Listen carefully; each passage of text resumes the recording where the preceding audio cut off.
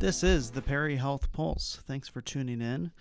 Today we're doing another episode related to nutrition because nutrition is just such a huge thing that affects every aspect of your body and health, and there's so much misinformation out there and so much information that's lacking out there. So today's episode is related to water, something that I think we all take for granted a little bit.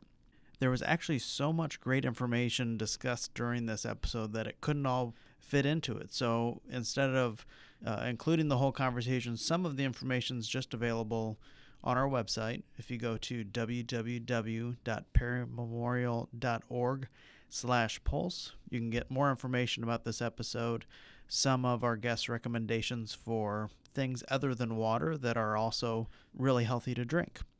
Let's get to the episode. July is National Water Safety Month, and usually we think about that in terms of being safe swimming, because it's a great time of year to go out swimming, but it's also important to think about hydration and whether you're drinking the right amounts or drinking the right things.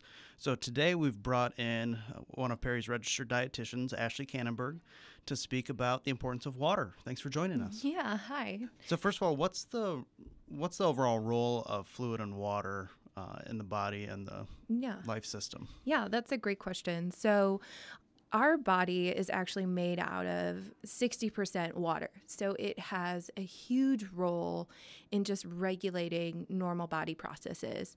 So that can include like moistening your tissues and lubricating your joints, but also helping with the transfer of nutrients and digestion. It also helps us to maintain our body temperature. So on days like they have been, like today, it's so hot out, our body is trying to maintain an equilibrium or maintain a good body temperature so we're not overheating. So it does that. It does so many things. 60% of your body is a lot. So it's doing something every second of the day. Well, it kind of makes sense. I've never thought about it before, but you need water to be able to sweat, and sweat's important for cooling off. Yeah, actually. So if you don't have enough, if you're dehydrated and can't sweat, you can't cool off. Yeah, and that's a later symptom too of dehydration is the inability to sweat or produce like tears, like crying. So if you're to the point where you can't even sweat and you can't produce tears, you're really far into dehydration too. So what's the recommendation? How much should somebody drink each day?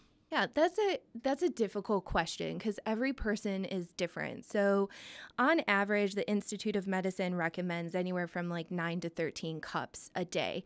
But that depends on your age, your sex, your activity level, the weather outside. We already talked about that. And also your overall health. So if you have any chronic illnesses, that can impact the amount of water you need in a day too. So there's a lot of factors. That's why I usually recommend talking to your physician or registered dietitian to come up with a more specific plan for you. But just even eating fruits and vegetables can impact that number because there's some really high fluid content in things like watermelon. And that number might change for you. So if you're someone who eats a lot of fruit, you might not need 9 to 13 cups a day. So that's just a guideline. Really the best method or the easiest and most practical way to see if you're getting enough fluid is really to check your urine color. So I know it sounds silly, but really if it is the color of like lemonade or like that straw yellow color, so a really light yellow, that you know you're going to be hydrated. That's a perfect hydration. If it's clear or there has no color to it, then you're actually overhydrated. And then if that color is really, really dark, like apple juice, you are really dehydrated. You have not had enough fluid. So you might notice that when you've maybe had too much coffee, which I'm actually drinking right now. I love my coffee in the morning. But if you have too much, it acts as a diuretic. It makes you pee more. So you're losing that fluid really a lot more. So you might notice a darker urine after having too many cups of coffee too. So there is overhydration. There is. On that? Yeah. So overhydration can occur if you're drinking too much fluid. It is the imbalance of water in your body to electrolytes like sodium. So sodium is electrolyte. We need a perfect balance of those electrolytes to water. So if we drink too much, that can really cause our body to not work properly. Although overhydration and fatality is rare. It has happened. Actually, in 2007, I believe, don't quote me on that, there was a female who actually died from drinking too much water in a water competition. Now, again, like I said, this is so rare. It doesn't happen very often. And if your urine is clear, don't think you're going to die the next second. That is not what I'm saying. It does take a while to get to that point as well. But those who are really at high risk for overhydration are those endurance athletes. So those are the ones or people that you might be drinking a lot of fluid, especially water, before exercising and then during exercising. And they may not be replacing those electrolytes or sodium and potassium correctly. And that can lead to that overhydration or that imbalance of those electrolytes. If you're worried about overhydration, you can look for some different signs or symptoms like nausea or vomiting, headaches. If it leads to having like cramps or spasms, you might get muscle cramps after working out, and that usually is related to an imbalance of your electrolytes. So that might be when you need a little bit of Gatorade or Powerade, something with sodium, potassium to help, balance that out again. The later stages are unconsciousness, seizures, and coma. But again, that's pretty rare. Well, and you mentioned with what you just said about Gatorade and Powerade and talking about endurance athletes, I'm wondering even with people who are doing a lot of workout in their garden this time of year or things like that, are Gatorade and Powerade or juices, are they good things to drink, or is water really the best? It just depends on how long you're going to be outside. So when it comes to endurance athletes, any like moderate to high intensity workout, you're going to need anything past an hour, you're going to need a little bit of electrolyte. So like the Powerade or Gatorade. If you are going to be a gardener, or maybe you are a construction worker, or like my husband, he does landscaping and he's working outside all day in this high heat. I continually tell him to have some Gatorade or Powerade throughout the day just to help maintain that balance. So yes, you want to be drinking regular water, but you want to mix in some Gatorade and Powerade too. Now, again, it would be beneficial to talk to your physician or a dietitian, because if you have any health conditions, that will impact the recommendation as well. Something I want to find out if this is a fact or fiction. Yeah. I've heard before, well, I've been told before, and I don't think it's true, if you wait until you're thirsty to drink, you're already dehydrated. So that is a really common thing that you hear. And actually, I say that all the time. It is a little bit of probably fact or fiction, probably a little bit of both. But honestly, it is the first sign of dehydration is thirst. So you can really say that by the time you're thirsty, you are starting dehydration. That's your body telling you, you need to drink, you need fluids, give me some. So it's kind of leaning more towards fact, really. Okay. Yeah. Well, how about food? You mentioned food plays a role in hydration. Yeah. Do you know how much people really get from food? No, honestly, that varies per person. It really depends on how many servings of fruits and vegetables you're having per day. So I typically recommend, it's called 5 a day, 5 servings of fruits and vegetables per day, and that might give you a cup or so. It just depends on if you're consuming fruits and vegetables with high water content or lower water content. It just depends. All right. So other than being outside for long periods of time in the heat and not replenishing fluids, how else can you get dehydrated? Yeah, so we talked a little bit about caffeine already. I was talking about coffee. So really it's any caffeine. Anything that contains caffeine works like a diuretic. So it makes us use the bathroom more frequently.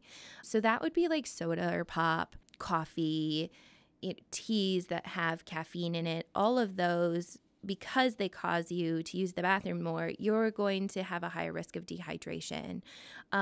Also, alcohol. So on these really hot days, I am leery to say that you can have alcohol. So you usually can have anywhere from zero of course, to 2 servings of alcohol per day, and that's considered healthy. Except on these hot days, I get a little bit leery about saying, oh yeah, you've been outside in the garden, go have a beer. Well, that's really going to dehydrate you. So you're not you're not giving the body what it needs. When you're drinking alcohol, your body is trying to flush that out of your system. It thinks of alcohol as a toxin, really. So your liver is working really hard to get it out of your body. So that causes you to go to the bathroom more, thus dehydrating you too. So, you just got to be mindful of what you're drinking and how much you're drinking. So what are some of the early signs of dehydration and some of the later ones? Yeah, so we already kind of talked about the early signs of thirst. So that, thought that if you're thirsty, you're already dehydrated. So yes, that is one of the earliest symptoms. The first sign of dehydration is thirst. There's also dry mouth, that dark colored urine we talked about, fatigue, also flushed skin. So if you notice maybe you're getting rosy cheeks, you could be more towards dehydrated. If you realize that you're getting warmer more, so your body has increased in temperature, or you're getting dry skin a lot. So that happens a lot of times when you're not drinking enough water, your skin will actually get dry. So if you notice dry patches on your body, a lot of times on your face or maybe your arms or something like that, you might just not be drinking enough fluid from day to day. The later signs can be dizziness or fainting, confusion, weight loss, sunken eyes. So that's actually something I look for as a dietitian when I'm doing nutrition-focused physical assessments on a patient that comes in, and I'm looking at, okay, are they dehydrated? What's their fluid status? A person will actually show, and they'll have sunken eyes, like the fat pads underneath your eyes will look kind of sunken in, and that can be a later sign of dehydration. Low blood pressure, and then the really serious ones, the labored breathing or the inability to sweat, it can also lead to shock. So that's kind of that last symptom of dehydration. And then you end up in the hospital. And then you might get to see my lovely face. All right, so bringing this around full circle, it said at the beginning about, July is Water Safety Month, and people think about swimming. So while swimming, can people become dehydrated? Yeah, that's a great question. So when we're swimming, we actually don't notice we're sweating because we're in water, but you are sweating. We talked about your body trying to maintain a good temperature for you. So even though you're swimming and you feel like you're cool, your body is still sweating. It is trying to maintain that temperature for you. So yes, you're sweating. You might not notice it because you're in water. However, you are at high risk for dehydration if you're not paying attention to that. So if you're going to be outside and you're going to be swimming, just make sure you're getting out of the pool every now and then and having a beverage. And when I mean a beverage, I don't mean those alcohol beverages, okay? So that's where people kind of get a little bit more in a dangerous area, is you might go on a long floating trip down a river or in a pool and everyone's drinking beer or some sort of alcohol and having a good time, and then you get out and you start walking and you realize you're kind of walking kind of dizzy and you feel like you're going to faint, and that's really dehydration. So just make sure that if you're going to be drinking alcohol, that you're alternating it with some other types of water that can hydrate you during that time too. Well, and even kids who are swimming for hours and hours, and parents might not think to pull them out of the pool and make them have something to drink every once in a while so that they stay hydrated. Yeah, and they might be having such a good time that they might not want to come out of the pool to drink anything. They might feel thirsty and not really realize it, because they're having a good time and they're playing with their friends and swimming around. So it really is helpful for parents to just say, hey, have a little bit of something, bring them the water bottles so that at least they are staying hydrated too. Mm-hmm. Yeah. All right, so this has been, I think, great information. People tend to take water for granted and tend to just ignore it and drink whatever whenever they get thirsty. So great information about staying proactive about getting that fluid in your body, getting healthy fluid in your body. Pay attention to your urine, and if between that and other things, if you have concerns about it, it's very important to talk to your provider, maybe see about talking with a nutrition therapist like Ashley, and get feedback from there, because you don't want to let it go on too long and cause other damage to your body. And also, if you are unusually thirsty or thirsty all the time, this could be a sign of a medical problem. So that's when you really need to talk to your physician and just let them know what's going on. Well, great. Thank you so much for joining us, Ashley. Thanks, Dane, for having me. Well, that wraps up today's episode. Once again, as a reminder, you can get more information about our guest Ashley and some of her recommendations on things to drink just by visiting our website. You can also leave feedback there. Just head over to www.perrymemorial.org/pulse. Have a good one.